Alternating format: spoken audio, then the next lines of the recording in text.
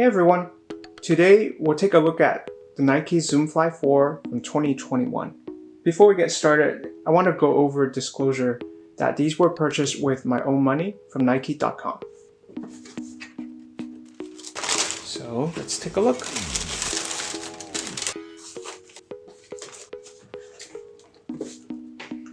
So a major update to the 2021 version from its predecessor is the upper. This year, in this model, they're using a Flyknit material instead of the vapor weave, which will provide more ventilation and comfort for the runner.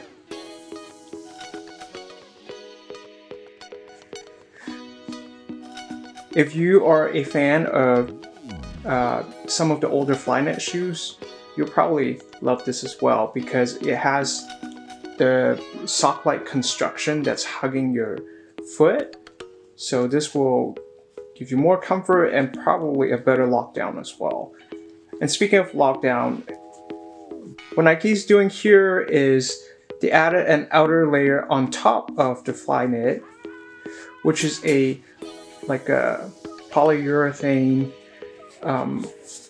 sort of plasticky, flexible but yet breathable material that helps with the lockdown. So when you're running fast paces, this shouldn't bend the Flyknit too much, and your foot should not be slipping around in these shoes. And then the tongue here is integrated as part of the sock-like Flyknit system. Now, I know some of you had issue with the Zoom Fly 3, the predecessor, with heel slippage. Now, I never had that issue in the Zoom Fly 3, but I had a hunch that some people might, just because if you don't cinch the laces super secure, it does feel like you're running in slippers, if that makes sense. So I'll try to show you here, but what Nike did in this version is that they bumped the height of the cushion significantly by almost an inch. Now, I haven't run in this, but I'll definitely report back to see if this provides a more secure ride. And then there's a Swish logo here, a smaller one on the inside and the outside, a less prominent Swish logo on top of the outside as well.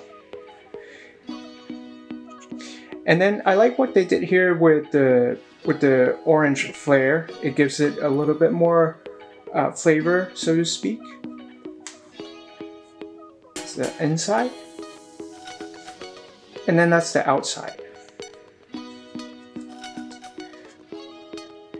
And then the heel tab here. And then for midsole, I don't believe they've changed it since the last version. This is still using full React foam with a carbon fiber plate inside and a little bit of a heel flare. And there is a tiny Swish logo on the very tip of the outsole on the front. I would say this looks almost identical to the last version.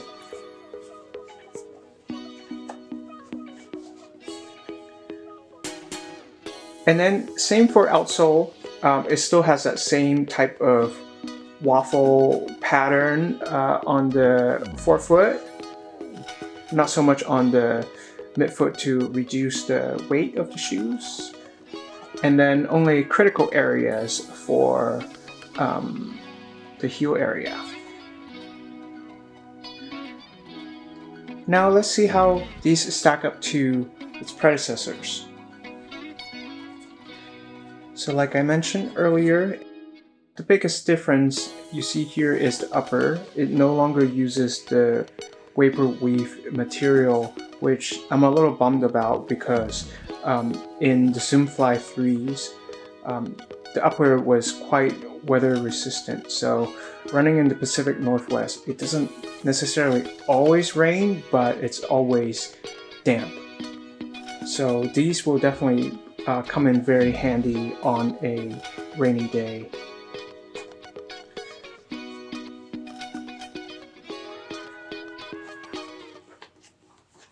And then compared to the original version, these both have a sock-like construction.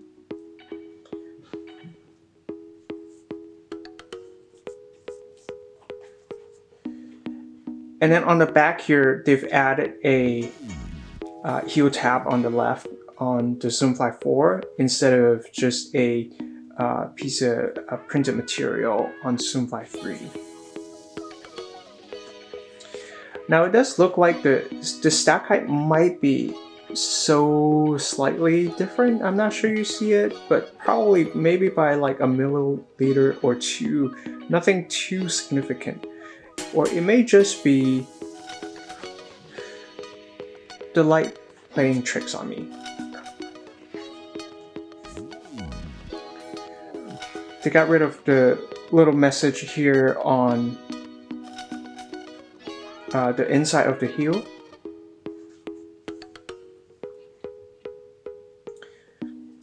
Otherwise, pretty identical. They kept the little Swift logo on the very front of the outsole, which is like an Easter egg, which is cool.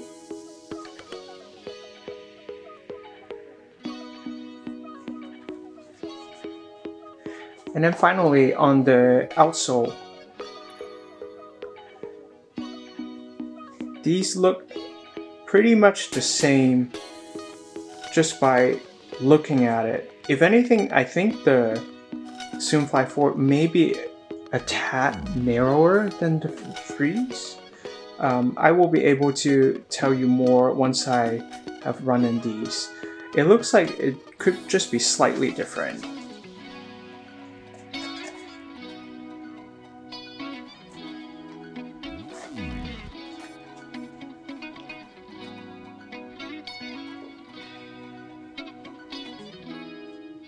That's it for today. Thanks for watching.